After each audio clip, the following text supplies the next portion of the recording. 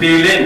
দেখা যাক পদ্মা সাহা 69 বয়স হয়েছে, তিনি কেমন আছেন? তিনিও 22/2/2016 প্রথম আসেন আপনাদের আনন্দজির কাছে। পদ্মা সাহা বলুন। আমি পদ্মারানী সাহা, তরুণ পল্লী বাস করি। আমি যোগ আসনে এসে আনন্দী আদি আশ্রমে এসে আমার যেগুলো গুরুজি দেশে উনি করে খুব উপকৃত, এবং উনি 1 পয়সাও আমাদের কাছ থেকে নেন না, এবং আমি এইটা করে অনেকটা উপকার পাইছি। আমি এইটা বলতে